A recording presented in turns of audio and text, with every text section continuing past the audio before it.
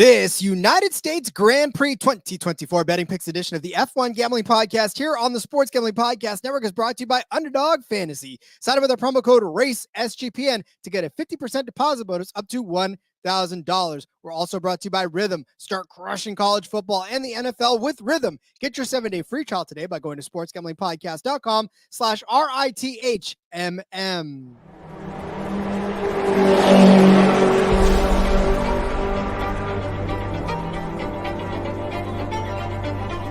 Get ready for speed.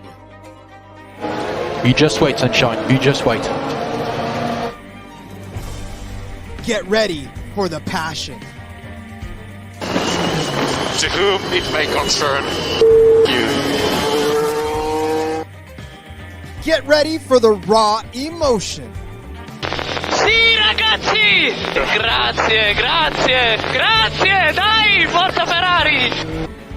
Get ready for the F1 Gambling Podcast on the Sports Gambling Podcast Network. Now, here are your hosts, Rod Villagomez and Cody Zeeb.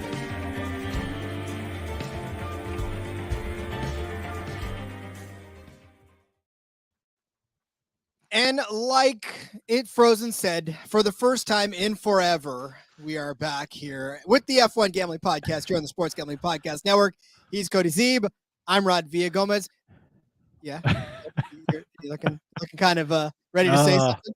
Yeah, I mean, just glad the off season's over and we're ready to start a new season of F1. Rod, it's the off season always feels like a long time, but it happened and here we are for a new season of F1.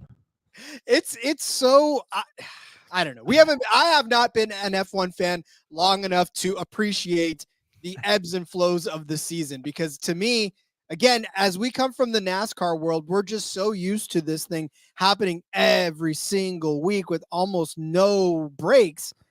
It just feels weird when you have a month and you're off. Yeah, it feels strange, but hey, back. That's what matters. And this is the North American swing, right? We have 4 consecutive races. Well, okay, it's the American swing. 4 consecutive races in the Americas. 3 of the 4 are in North America. Brazil tossed in there as well. But that means, Rod, we're going to have nice green flag times, right? 2 o'clock Central this weekend. Then we go to Mexico next week. It's at 3 o'clock Central. Back-to-back weeks, by the way, actually 3 weeks in a row with Brazil in there. That's going to be 11 o'clock Central time.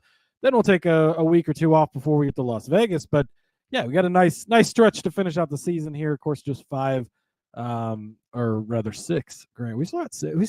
That's the nice thing. This goes a little longer, all the way into December this year too, which is great because being the NASCAR guys, right? We only got 4 races left in NASCAR. It's gonna be over in November. We'll have F1 to carry us through, right? Maybe we'll have to bleed some more F1 into the NASCAR show and give us more content to talk about there, right? But yeah, and then it'll be turning around. It'll be Daytona 500 and F1 testing before we know it. Indeed. And what's funny is that it just reminds you that the rest of the world is not like us. They actually appreciate time off. They actually take time to spend with people outside of their work. So maybe we need to maybe they come to the United States, maybe they can teach us a lesson on how to actually do something else. Yeah, very doubtful. If it hasn't happened by now, it's definitely not going to happen for sure. But look, I want to take this opportunity real quick before we get to the meat of everything to just thank you guys so much for listening to the F1 Gambling Podcast. We know that this show is not as on top of it as far as weekly is concerned because let's face it, I mean, when it comes to F1, the news is already covered by a bunch of people that have better accents than us. And of course, the betting aspect is not very much covered at all. So we're just here to give you our picks. And outside of that, it's kind of like, whatever. But thanks for supporting the show. Those of you that do, because we know that many of you listen. Many of you listen live. Many of you download. Many of you listen on the NASCAR Gambling Podcast. However you do it, if you like the show, throw us a 5-star rating out there over there on Spotify or wherever you get your podcasts. It definitely helps the show out a little bit. And hey, listen, the more support this show gets, the more we can flesh it out and turn it into a bigger show possibly. And only you can prevent corporate gambling from taking over this space, guys. It's your help. It's your 5-star reviews that get it done. So make sure you hit that 5 stars first, please. 5 stars is always great, Rod. We greatly appreciate it. We do greatly appreciate it. God, I need to learn how to use that mute button better again. All right. So we are, yes, at the United States Grand Prix. It is the Circuit of the Americas, which we know very well as NASCAR guys. COTA is the name of it, and NASCAR comes here all the time. This is, like I said, a track that we know. It's in Texas. It's huge. It's got big elevation changes, and F1, man, these guys cook around this track. Yeah, this is a really fun track for a race. Yeah, you mentioned it. It's got a little bit of everything, right? It's got the big straight line speed sections. It's got some very technical stuff. It's got some more sweeping turns, and the elevation changes at COTA are insane. It is quite the elevation change. So a lot of fun. It's a good track, of course, from the NASCAR side of things. Like you mentioned, they've been coming here for quite a few seasons now in NASCAR, and so we get our little taste of it in the spring for that, and then F1 comes here in the fall to round it out. Yeah, and this is a track that pretty much everybody likes too. I've never really heard an F1 driver complain about COTA. I know that there's plenty of racing surface, there's plenty of overtake opportunities, and this is one where I think that everybody has fun. Unfortunately, we will not get to see Daniel Ricciardo and his amazing cowboy hats that he wears each and every time he comes to the track. Yes. Yeah. Fortunately, he's going to be out. Liam Lawson is going to be in. Yeah, what? I get doing it during the 3-month break we just had, right? But come on, let him wear his cowboy hat, bring his big smile to Texas. Too bad. Maybe he'll be racing at COTA next year, Rod, in NASCAR. Huh? There we go. Get a little Project 91 going or something. Get Danny Rick over there. Would love to see that.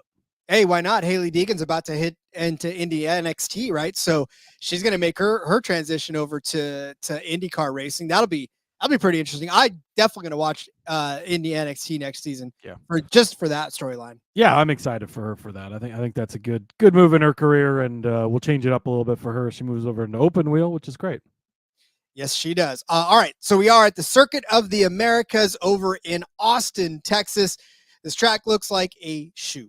We said this before. It's just kind of like a high-end running shoe, although your heels are a little bit, or your balls, or your whatever the underneath of your foot is called, is off the ground for sure. Balls? What? Yeah, shoes have balls. Feet have balls, right? So why not? We're set for 56 laps around this 5.513 kilometer circuit, so just over 3 miles.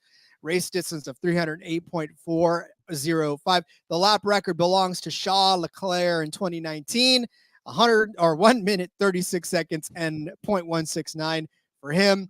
There are 20 turns on this track, 2 DRS zones between turn 10 and 11 and turn 18 and 19. But like we talked about before, there's that super long stretch between turns 11 and 12 that give you a ton of overtaking opportunities.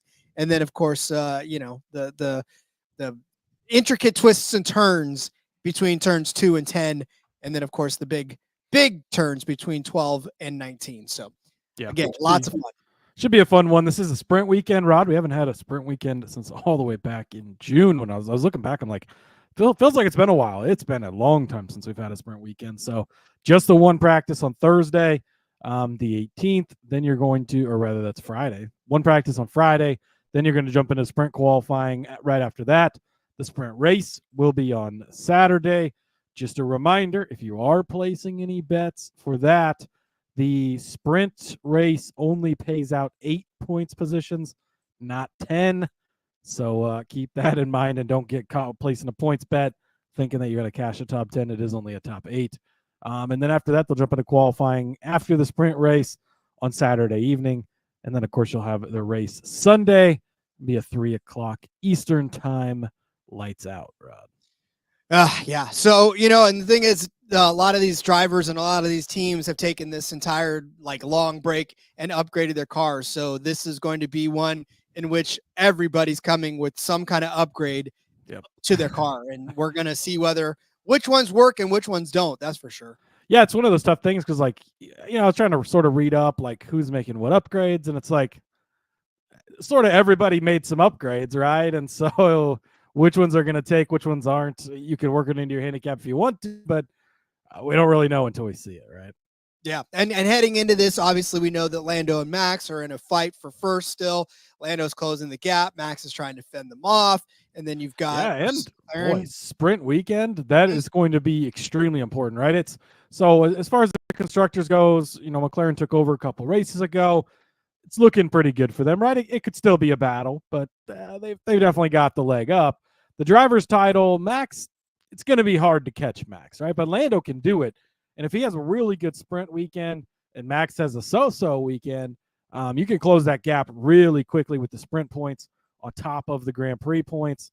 And boy, this could be a key weekend if Lando is going to make a run at Max. Yeah, it's not mathematically impossible for him to do it. I mean, obviously, you're right. It's going to take him to be almost perfect for the rest of the season. There's 6 races left, like you said, so there's no room for error on either end of them. I mean, if Max slips up and has a bad weekend, then Lando has an easier path. But, I mean, these guys both have to be on it. And, look, for Max's sake, obviously, he's been dominant everywhere. It's hard to pick one where he hasn't been dominant. But we're coming up on 6 races where – he should be able to have the upper hand. One of them coming up this weekend. So we'll talk about that and all of our bets because, again, there's a lot on the line with 6 races to go. It's almost like a sprint shootout till the end of the season. So let's say we get to some bets, Cody. I'm pretty anxious to get to them. Are you? Let's do it, Rob. All right, let's get to the bets. But first, let me tell you about Underdog Fantasy. Underdog Pick'em has one of the biggest menus for all of sports. There's NFL, there's college football, there's MLB, MMA, WNBA, NASCAR, Formula One, as you know, and so much more on top of all that. Lobby is jam-packed with profit boosts, and you can now use specials and boosts on all of your flexed entries. Hey, listen, we haven't done this in a while because there hasn't been an F1 race in a while, so check our YouTube. We'll make sure that we get up some of our favorite underdog picks for this Grand Prix as well. And then we'll get you set up with it. And in the meantime, sign up with our promo code RACESGPN. You're going to claim a special pick and first-time deposit offer up to $1,000 in bonus cash. UnderdogFantasy.com, promo code RACESGPN. I wonder, again, there's so much, like, when you look at the top 6, it's so difficult to try to pick who can crack that top 6. So I'm interested to see what the underdog projections are going to be for this week because it's going to be a tough one, I think, in my opinion, unless they put Lando Norris at like 1.5. And you're muted, Cody. Sorry, first time, guys. My bad. First time, I was looking at Underdog because I was trying to see if they had anything posted yet. Unfortunately, they don't. We're getting this done nice and early in the week. Give you plenty of time to serenade, but yeah, Underdog with F1 especially as NASCAR guys. Sort of hope they would or wish they would do this for NASCAR too, but F1 we get qualifying lines, we get our projections, right? We get racing projections. They might. It's been a long time since we had a sprint race, obviously, but trying to think if they had stuff for the sprint race earlier this spring. I think they might have. So yeah, should be plenty of options over there on Underdog this week for F1. Preston checking in. Shoot, boys, what's happening? First time missing Coda in a couple of years. Let's get rich so we can go as a group next season. Let's do All it. right. Sounds like a plan. Speaking of getting rich, Rod, how should we get rich? We should. It's funny. We were just talking about before the show about getting rich and needing to be rich. So I think it's funny timing. Yeah, we were. But yeah, neither of us are, and here we are. So yeah, no, I'm not. I'm definitely not flush. But yeah, Cody, how should we get rich? Yeah, Lewis Hamilton, Rod, podium finish 5-1 over on Bet365. If you don't have Bet365, FanDuel has a pretty good number. I think it was plus 450 there. It's like plus 200 in some other places. So a little interesting to see the difference in stuff here. But you go back and you look, Lewis Hamilton. Now, you look at his numbers anywhere, right? And go back far enough, he's pretty good all over the place, right? He's got 6 U.S. Grand Prix wins. 5 of those are at Coda, which they've been coming to since 2012 as the circuit for the U.S. Grand Prix. But you look over the last couple of seasons, and I think the last 3 years are a pretty good sample size. Wasn't a U.S. Grand Prix in 2020 because of COVID, obviously, but 21, 22, 23. He finished second place in 2021. He finished second place in 2022. Last season, Roddy finished second place on the track, was DQ'd in post-race qualifying. Him and Charles Leclerc were DQ'd for, I didn't write it down on here, but it was something that was really stupid, I guess, is the best way to put it. I knew I wrote it down somewhere, Rod. I should have. Excessive plank wear is what they were disqualified for, both him and Lewis, which had been like something nobody had ever been disqualified for before. So was interesting. There's Preston checking in as well with it. Thank you, Preston. But yeah, anyway, so second over the last 3 years. Disqualification last year, right? Whatever, but I don't think the plank wear was helping him get to a second place finish. So I like how he's finished here well. And you go back over the last 8 races, Rod, here in F1, and Lewis Hamilton's been doing pretty good, right? They started the season a little bit slow, and it was like, Mercedes a little farther behind. Of course, Red Bull comes out of the gate like they did last year, and you're like, okay, well, Max at least comes out of the gate like they did last year. Actually, at the beginning of the season, Sergio was up there too. But things have shifted now, right? And we've seen that, and you go into any week, including this week, and really there's 7, 8 guys that could win this race. And so I think that getting a number like this on Lewis Hamilton, 5-1, is a good deal. 4 podiums in the last 8 races, 2 of those being wins. So he's been capable of not only winning, being there in the podium half of the last 8 races. It's a pretty good number, right? He's been top 5 in 7 of the last 10 Grand Prix as well. So continuing to hang out near the front, which you love to see. And I think 5-1, especially when on some books it's as low as, I think I saw 225, 250, a little bit of a misprice maybe on Bet365 FanDuel as well. If you get either of those, I get this probably earlier rather than later. But McLaren's going to be fast, right? You're going to have the 2 McLarens. Yeah, Max is going to be fast, right? Those are going to be your generic top 3. But how many times have we seen this season where even though those are the 3 guys you would expect to see, it doesn't end up being those 3 guys at the end of the day? 5-1, I think the number's too good to pass up on Lewis. Yeah, I agree with you on that because again, if you look everywhere, then Lewis's name is all over the place. At some point, there's only a few races left, and he's either going to go out of Mercedes with a bang or he's going to go out with a whimper. I would think he'd like to go out with a bang because he had a hell of a lot of success in Mercedes, and I'd hate for him to just sort of limp out of Mercedes and head to Ferrari. But Preston checking in saying plank wear is going to be a problem at turn 1 for everybody where it's bumpy. Guys might have to adjust heights or suspension to avoid issues. Yeah, they're going to have to play with this a lot, this particular car too, because there's a lot of changes from even when they came here last year as well. Although plank wear sounds like a fantastic clothing line for Formula One. I think we should start that clothing line, plank wear, for those who love to go fast. Ooh, I like it. That's a nice tag too. Way to go, Rod. I went to 1 marketing class, so I am all over this. Well, it's paid off, clearly. Thank you very much. So what else is paid off? I guess I'm writing a theme today, and I didn't really know that I was writing a theme today until I had all my picks in the box of guys that were just this close to doing what I'm about to tell you to do. So they haven't done it in a while, or they haven't done it yet, but they've been very, very close to cashing this bet. So I'm giving the guys just the benefit of the doubt that they're going to get it done this time. They've had a month. Some of them had upgrades. They've been able to do whatever sim work they have to do. But I'm talking about Sergio Perez, first and foremost. He's got a top 6 number of plus 150 over on DK. This one, so I started out, I will tell you right now, full disclosure, I started out with Perez on the podium at 12-1. And I look back at his finishes here at Coda, and I was like, okay, because since he's been in Red Bull equipment, he had a podium in 2021, a 3rd place finish in 2021, and then 2 straight 4th place finishes. So I thought he's so damn close to getting up there on the podium the last 2 times. I figured that this would be a good opportunity for him to do it because here's the deal. If you're looking at his season this year, just stop, because this handicap comes from the fact that they have had a month. They have not been in this kind of a race, Red Bull, for the Constructors Champion in like 600 years. Okay, 2 years. But still, it's been a very long time since they've had any sort of competition whatsoever. Now they're watching McLaren jump over that. It'd be one thing if they were in the thick of it every single week, right? And you don't get a chance to kind of look around and see your surroundings. But they've had a full month. Red Bull has had a full, well, however long it's been. It's been long enough, right? It feels like forever. But they've had all kinds of time to sit and to stew about the fact that McLaren is now in first place in the Constructors' Championship. So there are bright minds in the headquarters of all of these teams, right? And Red Bull especially, because they've been able to dominate for so very long. You don't think that they came up with a plan to get Sergio Perez faster?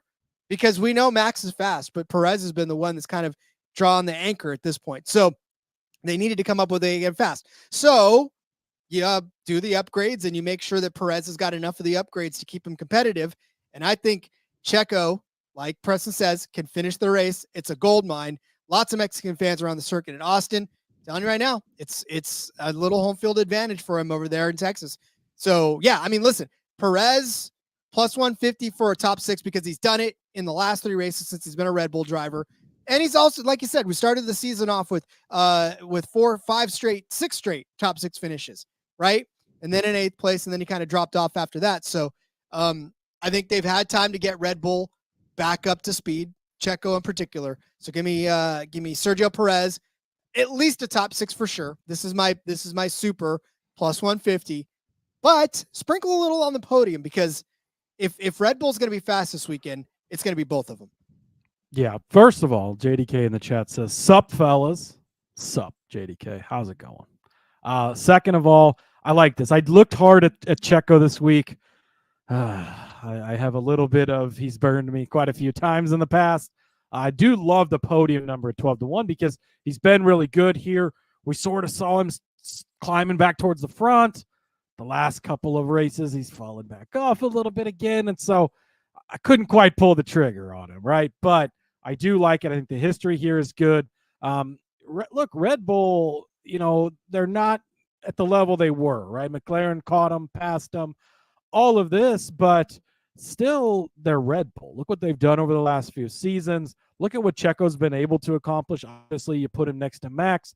It's not near as impressive, but he's still been good. So, yeah, I agree with you. I do like Checo. I'm glad that you ended up pulling the trigger on him for these. And man, that 12-1 podium finish, like, really like that number. Yeah, I do too, because it's as low as like 10-1 some other places. So you're going to get a couple extra 100 points there to make a little extra money. Preston bet his wife on a Red Bull double podium at Saudi, and it paid off. Think he's willing to risk her again. Just don't tell her that. Preston's wife, if you're listening, stop. And you're not going to get him in trouble today. Just forget we said that. Different Preston. I'm sure, if you're listening, it's not your husband, Preston. Somebody else's husband named Preston. The only other Preston that listens to the F1 Gambling Podcast. I'm sure we got a few. Gotta love it. All right, Cody, where are we going next? All right, Rod. Next up, I am going to jump over into the Franco Colapinto camp here. I'm going to take his points finish at 6-1. This is in the Grand Prix as well. I don't think we have. Well, we do have a sprint pick coming up, I guess. So we do have something there. And I tucked another sprint pick into my article that's over on sportsgamblingpodcast.com. That's already posted. So make sure you go check that out as well, Rod. But for the actual Grand Prix here, Franco Colapinto, points finish 6-1. I like these numbers. Look, he's been in the car for 3 races, right? He came in to replace Logan Sargent. We saw Logan Sargent, and we're like, boy, this car is trouble, right? It's got some problems. Well, maybe it wasn't so much the car that had troubles. Maybe it was more the driver, right? Because Colapinto has been really good in it. 3 starts, 12th at Italy, 8th at Baku a couple of races ago, 11th place at Singapore last time out. 3 starts, all within 2 spots of being in the points. Of course, one of those was in the points with the 8th place at Baku. We've seen from Albon, too. He's been running really well here as of late. Also, was going to try and get in on him, but his numbers just aren't right because he's actually been pretty good here as of late. But you go back to this race last season, Rod. Alex Albon finished in 9th place. Logan Sargent finished in 10th place here. Rod, if Logan Sargent could finish 10th place here, I know it was a home race, United States, but trust me, he wasn't always good in his home races, especially in Florida where he's from. But if Logan Sargent could finish 10th place here, then Franco Colapinto can do it. We've seen Williams kind of step up, right? They've got this. I can't remember. I got to learn this guy's name, but their team principal, I love him, right? He's really. I sort of started falling in love with him on the Netflix show, because he came over from Mercedes. He learned from Toto, and he's just got that like, we're gonna fucking win. And some of the comments he's made during this break, where he's like, because Carlos Sainz is going there next year, right? And he's like, Carlos Sainz is not going to regret beating us or beating Ferrari when he's with us or something. I don't remember what the comment was exactly, but love the attitude. Love what we've seen from Williams here lately. And love what we've seen from Colapinto. I mean, he's been impressive in the 3 starts. 6-1 for a points finish. I do really like that. Preston saying only 2-1 on DK. Holy shit, that is not. I believe Bet365 is where James Vowles, that is the Williams team principal. Thank you, Preston. You're officially hired as our helper guy. You're gonna help us get through it, all the stuff that we can't remember on this show. What is that? What is it? Pardon the interruption. Has the fact checker out there? We're gonna have Preston as that fact checker. Anything we missed, Preston, and he's gonna totally give It us. just all. comes in with a big list. Yep. Oh, that's true too. It'd be like, all right, Rod, you got everything else wrong, but this. So good for you. Did I mess this up, Rod? I wonder if I was looking at. Were you looking at Bet365? Well, yeah, he's only plus 175 on Bet365. So What? I did put these in here last night. Oh, He's 4-1 for the sprint race, so maybe I was looking at the sprint race. you're moving lines. Maybe I moved lines before I gave it out, so that's unfortunate. It's not as good of a number as I had hoped it was, but that being said, I am still going to take it at 2-1. So I mean, obviously, I would have loved it a lot more at 6-1, but he's proven it here in these couple of races that we've seen from him. So yeah, we're gonna go officially 2-1 on the points finish. So that's my bad. I don't know if that number moved that much, or I was probably looking at, and that's a good PSA, right? Make sure that you're looking at because there is this, on different books, they've got almost all the same options for the sprint race as the Grand Prix. So make sure you're betting on the proper one. So give me Franco Colapinto points finish 2-1 over in the Grand Prix route. All righty, I'll take that as well. But I will move on to another points finish that is 4-1, and that is Liam Lawson. The Red Bull cars, or the Racing Bull cars, rather, the RB Visa Cash App RB's good in the neighborhood meeting Applebee's. Yeah, that car right there. Liam Lawson taking over for Danny Rick now. Unfortunately, Danny Rick is no longer in the sport. And maybe not ever going to be in the sport again. But Liam Lawson taking that ride. We know Liam Lawson has been in there from an Aussie to a Kiwi. We go from the New Zealander. Look, I'm going to take his points finish at 4-1 because if you look at the races that he was in last season, right? He drove for the AlphaTauri team last year when they were AlphaTauri. And he got finishes of 13th, 11th at Monza, 9th at Marina Bay, 11th at Suzuka, and then 17th at Losail. But I mean, that is what it is. Japanese Grand Prix is pretty tough anyways, but almost points finishes in two of those. Well, we'll consider the 13th almost a points finish, but he did get in the points at Marina Bay. So like I said, I'm just this theme of guys that have almost done it, and and we're almost there. And we talked about this all season long with Daniel Ricciardo, right? He was one of the guys that should have been and was normally in the points conversation for a lot of these races. He got a points finish at Spa. He got a points finish at Spielberg, got a points finish at Montreal, and was just outside of the points in a bunch of these other ones, like 12th, 13th place finishes, which it's not a 10th place finish. And in F1, it's actually not, sometimes it's not as close as it seems to 10th place. In NASCAR, the difference between 10th and 13th can be, fractions of a second. Whereas in F1, it could be a full second or 3 seconds or 4 seconds. So it may not be always as close, but we know, because we talk a lot about Yuki Tsunoda finishing in the points all the time. So we know this equipment is good enough to be a points finishing machine, right? We know that it's at least going to be a 10th place car if the right person drives it. We've seen that Liam Lawson is capable of getting it close enough to a points finish that I feel comfortable at 4-1 saying that he can get it done here at COTA. He hasn't been on this track yet.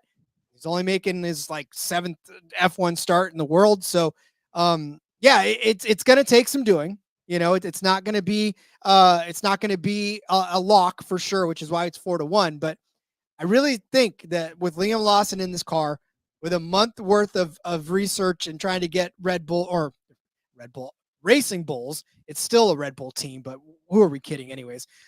These Red Bull or these Red Bull junior varsity cars faster. So I think Liam Lawson has a good chance of getting in the points this weekend. And at 4-1, I think it's a good wager to take.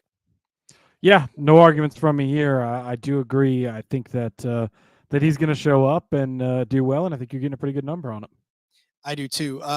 Preston was about to unload on 6-1. Yeah, I know. It sucks when we don't, because sometimes when you check at night and then you come in the morning, it's completely different. I'm going to guess that I was looking at the wrong tab, but mistakes happen, Rod. You're human. Stop being human, Cody. Stop it. You are not allowed. All right, we'll get to the other half of our bets as Preston continues to fact check us. But on the other side of this, let's tell you about Rhythm. SGPN's proud partner, Rhythm, is the #1 AI-powered sports betting platform that helps provide bettors of all levels the ability to build custom predictive betting models in seconds and get predictions for betting on money lines, spreads, totals, and props. Build your own model, copy one of the top-performing models from the leaderboard, or press Build a Model for Me, and Rhythm gives you predictions for every game and player prop, and also has a myriad of stats, research, and trend analysis to give you even more betting insights. I made myself a model to try to figure out how to tackle James Cook tonight, even though I know he's injured. I know the Bills are going to need him, so I was trying to figure out how to get in on his rushing total. Definitely going to hammer the over thanks to Rhythm's model, because they're leading me in the direction of James Cook still teeing off, even though he is injured. Claim your 7-day free trial today by going to sportsgamblingpodcast.com/rhythm. That's sportsgamblingpodcast.com/RITHMM. We're brought to you by BetUS. Bet with the best in the business, BetUS. BetUS has been around for more than 30 years. You can easily deposit using cryptocurrency and get lightning fast payouts. US players, you're always welcome. Sign up and deposit $100. You got a chance to win a 1960 Ford Mustang. Gotta love that. Use our link to sign up and get 125% deposit bonus on your first 3 deposits. Go to sportsgamblingpodcast.com/BetUS. That's sportsgamblingpodcast.com/BetUS, promo code SGPN, so they know that we sent you. BetUS, America's favorite sports book.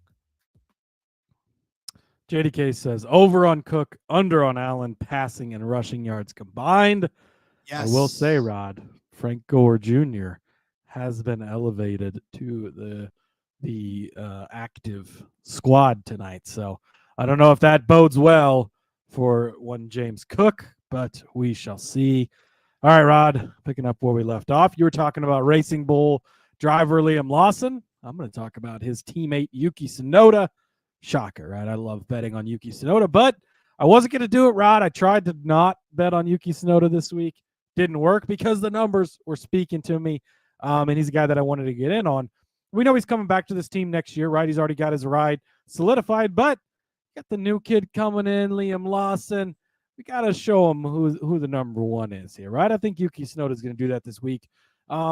His points finish number just wasn't quite good enough. So I'm going to take his winner without number at +275. Of course, that'd be a winner without the top 5 teams. So you throw out the McLarens, the Ferraris, the Mercedes, the Red Bulls, the Aston Martins. Just has to beat the bottom 5 teams. And I believe that Yuki Tsunoda could do that, Rod. The only guys with odds a little bit better than him, Nico Hulkenberg and Alex Albon. Albon, I would say, is the one who scares me the most. But Yuki has been pretty good at this circuit over the last few years. Last season, he ends up 8th place officially after the DQs. Would have been in 10th before those, of course. 10th in 2022, 9th in 2021. So consistently all around in that area. You go back over the last few races, 12th at Singapore last time out, had a couple of 20th place finishes there. A couple of different things happened. So going to toss that out. But 7 points finishes on the season. And I think that the angle of the new teammate is going to light a little bit of a fire under Yuki this weekend. I think that he's coming back to a track he's been very comfortable at with 3 straight points finishes here over the last 3 races. I think he's going to get it done again this weekend and be the best finishing of the bottom teams. So give me Yuki Tsunoda, winner without, +275. What needs to happen? Does the RB team need to get better, or does Yuki need to find a different team? Because it seems like he is a talented enough driver to compete for a top 6 week in and week out. So is it just that the RB equipment is holding him back, or is he really not as good a driver as I imagine that he is? If you're newer to the show, we're NASCAR guys, right? And we're coming at it from a different angle, but I've still not figured out from the F1 aspect how Red Bull has been so good over the years And then this team is also a Red Bull team, and funding, right? I get that and everything, but it's still, this isn't like a satellite team. It's still just owned by Red Bull. So I guess it sort of is a satellite team. So I guess you could look at it as, who would you like? Is it the Rick Ware Racing to RFK these days? I don't know. It's interesting why they're not quite as good as they have been. And especially like they're constantly changing out their drivers, right? And I don't know. Just it does feel like he should be doing better, whether it's the car holding back, whether it's him holding back. I'm not really sure the answer on that, Rod. Yeah. I mean, I guess that would be like if GoBots was owned by Transformers and you were like, why do they suck so bad? And why are Transformers the better toy? I guess, 90s kids, you understand that. Yeah, and Preston with a good point too. Red Bull management seems to have the young gun, hot head, Yuki stuck in their head. They don't even acknowledge he could ever come up to the big team, and it's sad. Man, as much as like you talked to Checo a little bit ago, I think there's been some opportunities over the last couple of seasons to put somebody else in that car, even for a little while, and see how they do. I mean, what could Yuki do in that second Red Bull car? I think that it could be. I think that it could be something, but will we ever see it? I don't know at this point. Yeah, I don't think we'll know until we see it. So one thing we do know is that Kick Sauber's not really all that good right now. And they know that. They definitely are. I said that teams have had a month to think about things. These guys have had a month to think about how terrible they've been performing lately. And I'm sure that nobody's slept at night. But even the upgrades that they make, I don't think is going to be that much of a difference to get them out of the bottom, which is why I am going to take Valtteri Bottas as the last qualified car in the field at plus 450 over on DK. It's either him or Zhou Guanyu, and Zhou Guanyu right now is priced to the point where you're not taking him as the last qualified. He's actually minus money to be the last qualified car. So you might as well take his teammate to be the last qualified car here and roll the dice on which one's gonna be the last one. His finishes in the last 2 seasons here at Coda since joining that Alfa Romeo Kick Sauber team, Kick Stake, whatever, 19th and 12th, which, the 12th place finish, not that bad. But 2023 Valtteri Bottas and 2024 Valtteri Bottas are 2 completely different drivers. Average finish this year, 16.1. For those of you joining us for the first time and never listened to an F1 gambling podcast, there are only 20 cars in the field. That means he's at the bottom end of it each and every single week. Last time we were out on the track, 16th. The time before that in Baku, 16th. Monza, 16th. Dutch Grand Prix, 19th. Spa, 15th, 16th, 15th, 16th, 16th. I'm just running out of breath saying that as many times as I have. But you know what? Here's the thing. Classified drivers don't always have to finish on the lead lap, or sometimes there's 3 or 4 cars that crash out, right? If you're 3 or 4 cars that crash out and you're the last car that finishes, you're the last classified driver. So that means that, in an instance where you get 2 cars, that's 18 right there. You're finishing 16th, right? Somebody could be 4 or 5 laps down, not qualify or not classify, or they crash out or whatever. Just so many different things can happen to 4 drivers that if you're finishing 16th, you are the last classified driver in that race. So to me, I feel like 4.5 to 1 is a good stab to take at a guy that has perennially found himself at the bottom end of the grid each and every time the race has ended. So Valtteri Bottas plus 450 is the last qualified finisher. And if he's not, you're not going to be all that surprised, but I think the odds are that he's probably going to be. Yeah, at the number, this is great. And that's the nice thing about the classifications in F1. You're not betting him to be the last finisher, right? Because then something randomly happens to somebody that's clearly better than him. They wreck out. And obviously, if they wreck out at the very end when you're past the 90% mark, then they can get you on that technicality. But as far as it goes, like, we know that these Kick Sauber cars are the worst on the grid.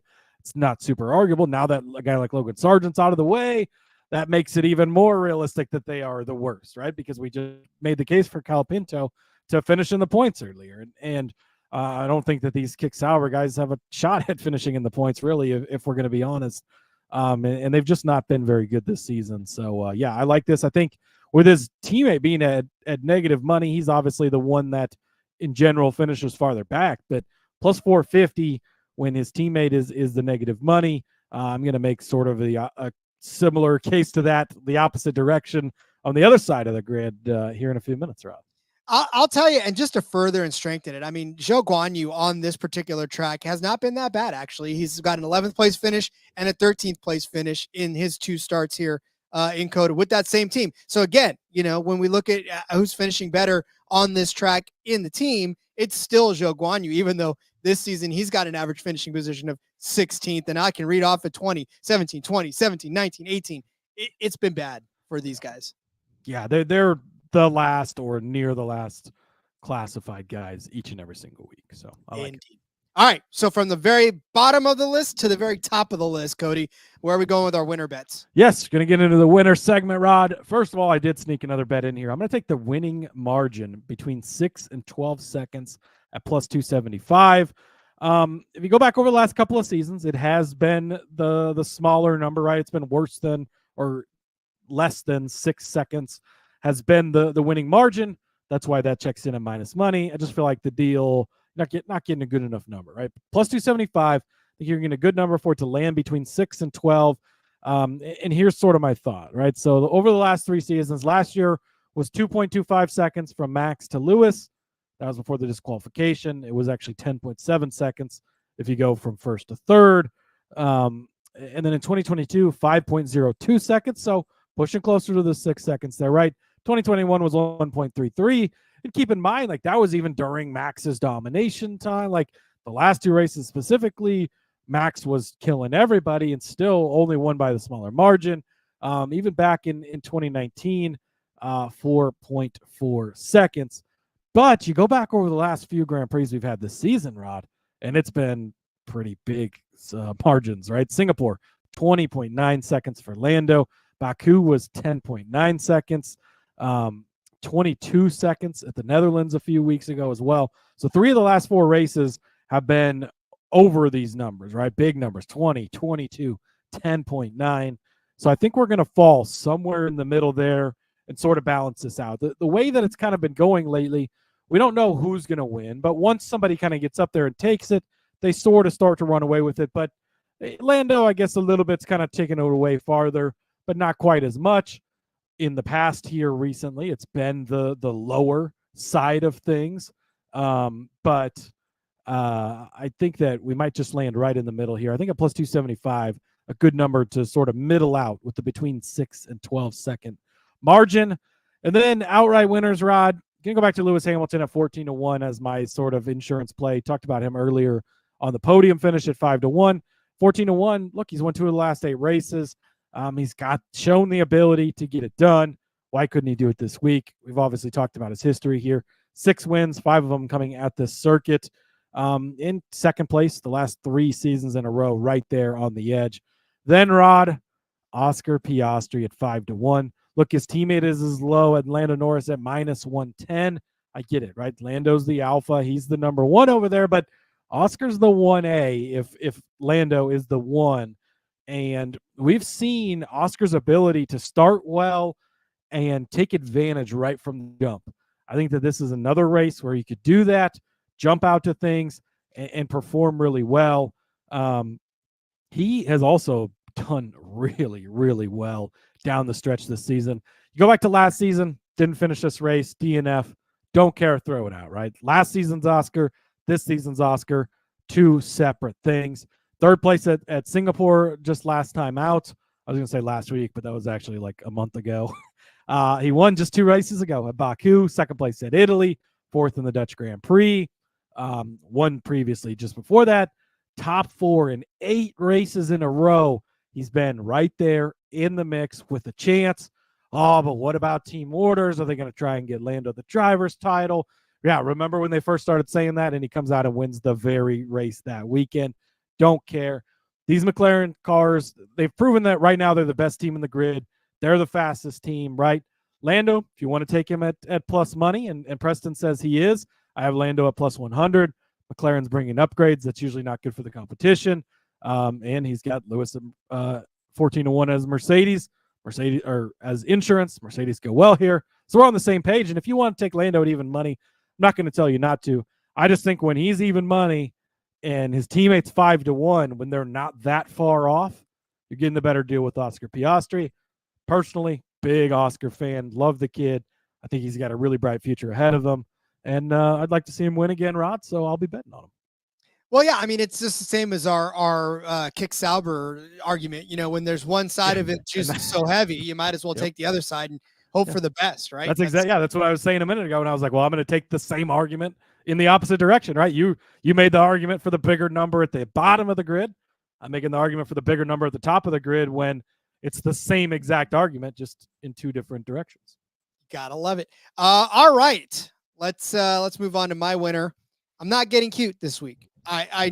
If you told me, like, if there was a driver out there and you said this guy's been struggling all year long and he's not performing to his own standards and he's not performing to what we expect, and he still got a 3.6 average finish and he's only finished outside of the top 5 in 3 of 18 races, you would say, well, that's pretty damn good. 11 podium finishes and 7 wins, and we're scared that Max Verstappen is slipping.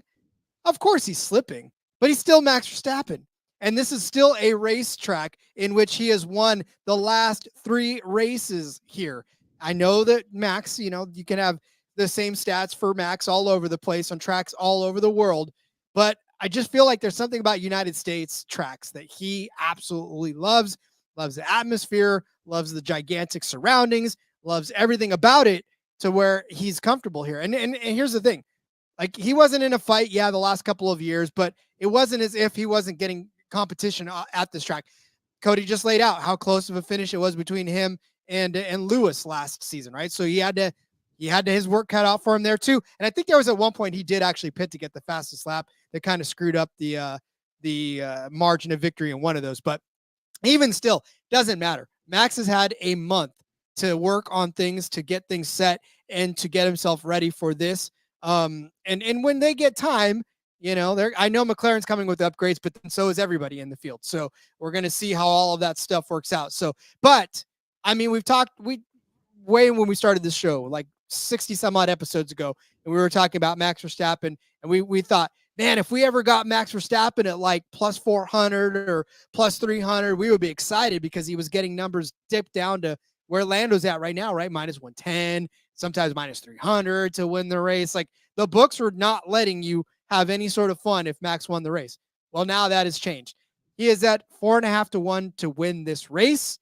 And again, for a guy that keeps, you know, and when his worst finish is like 5th place in the last, or 6th place in the last few races, then it says to me that this is still Max Verstappen. He's not winning everything, but that's kind of good for the rest of the sport, right? So now it's time for him to win again. It's been the last time he won was at the over there in Spain. My God, it's been that long. It's been a while. Yeah. So the last time he won was in Spain. That was almost 10 races ago. So, man, it's been a while. So Max Verstappen plus 450 to win this race. I just have a feeling, kind of like what I did with Checo. I had a feeling, or not Checo. Who was it that I called? Whoever it was back in the day. It's been so long anyways. But yeah, I'm going to take Max to win this race at plus 450, but I'm also going to have him win the sprint race too at plus 250, because if he's going to come out and be fast all weekend, then he's going to start at the sprint race, right? And I think Max's track record at sprint races have been good so far anyways, and he's won quite a few of them. It's a great way to start the weekend out. He wins a sprint race, he gets the pole, he ends up winning the race, and yeah, you're pretty good. Plus 250 for him to win the sprint, plus 450 for him to win the race. Like I said, I just got a feeling that Max has had enough time to strategize for this race, that when you get a Max that's ready and studied, you got a good Max. It's a dangerous man to give time to, Rod, time to prepare. We see that a lot in the NFL and a lot of places, right, where you give the best of the best time to prepare, and it's bad news for everybody else. So hard to argue that. As Preston said, as someone who's hoping Lando wins the title, I hope you're wrong, Rod. Can't argue with the number and the handicap. I think you're right. The handicap being the guy's good, and he's going to still be good. It's not wrong. Preston also checking in. You guys doing a NASCAR show? Just got scandal brewing notification from ESPN. Didn't know if you were going to discuss it. Yeah, we'll talk more tomorrow. But the Bowman thing came through where they're not going to appeal, so that'll be news. And then, yes, Rod, it sounds like somebody from JGR, an engineer, has potentially been sharing information to other teams. That's not good. So, it's like a preliminary report. We don't really know a lot of details, but hopefully more will be out by tomorrow's show, and we will discuss then. Of course, IndyCar, like this spans through different motorsports. IndyCar, at the Ray Hall Letterman, they had their entire shop raided a few weeks ago for a similar thing, right? A guy was trading the secrets or whatever, and that's actually federally illegal. There's a lot of things that are going on there, so could be pretty interesting. But yeah, we'll talk more about all of that tomorrow on the NASCAR Gambling Podcast. The soap opera of motorsports. How much we love you. I mean, I know that my mom used to watch like One Life to Live, and then General Hospital and all those ones when I was a kid. And now we're over here swept up in this soap opera of F1. I think our soaps are a little better, but because nobody like gets killed and then comes back from the dead, and you're like, I thought that dude was dead like 5 episodes ago. But all right, let's close this out before we go way down the rabbit hole. Get out your pen and paper. It's time to go over our bets for this United States Grand Prix from the Circuit of the Americas in Austin, Texas. Cody started you out with Lewis to stand on one of the steps of the podium. Hopefully it's the top step, but the third one will do for this one as well. Plus 500 for him to do that. I said that Checo Perez would be a top 6 car at plus 150, and then also said he would also be on the podium as well at 12-1. Cody gave you Franco Colapinto as a points finisher at plus 200. I said Liam Lawson in his first car. Liam, sorry, from somebody who gets his name screwed up all the time. I'll get it right. Liam Lawson as a points finisher in his brand new spanking RB car at plus 400. Cody said that his teammate Yuki Tsunoda would be the winner without all of the big major teams at plus 275. I said Valtteri Bottas would be the last qualified driver at plus 450. Cody gave you the winning margin between 6 and 12 seconds at plus 275. Oscar Piastri at plus 500 for the win, and Lewis at 14-1 to win the race. And I said Max would take the weekend. He would take the sprint race early in the week at plus 250 and then come back and win the big race at plus 450. So there we are, all set for the COTA appearance of the Formula One circuit. There we are, Rod. Glad F1 is back finally and got a nice little stretch to finish out the final end of the season here. So I'm pretty excited for that. I am too. I didn't realize that I do miss, because there's a rhythm that you get in during race season, right? It's you get up, and then for me, it's you get up, you watch the F1 race that just got taped, and then you watch the Cup race, and then you come in and talk about it with Cody. But like, you miss the rhythm. Like, there's something missing when I wake up in the morning. I actually have to communicate with people in the house as opposed to just sitting there watching the race. But I'm sure they're happy that F1's back too then, Rod. But they are. They're probably like, Jesus Christ, we get to finally ditch Dad. Dad goes to be wherever he's at when we. Are you sure you don't have an F1 race to watch, Dad? I taped one from 6 years ago I can watch. So if that's good. There you go. There we go. All right, Cody, I guess we all should right, send Rod. everybody on their ways. We should do so. Follow me over on the X at Husker_Zeeb. You can find all my stuff there.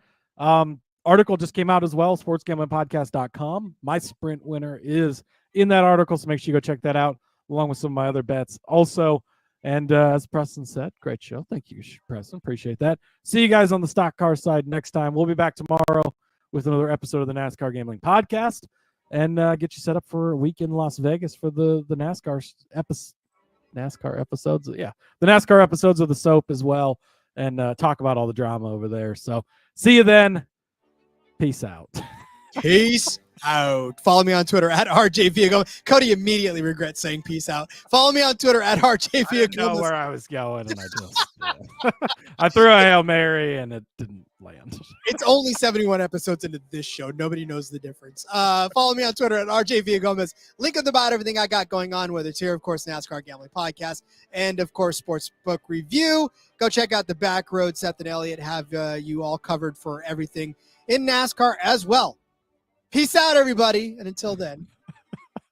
Let's go racing and let it ride.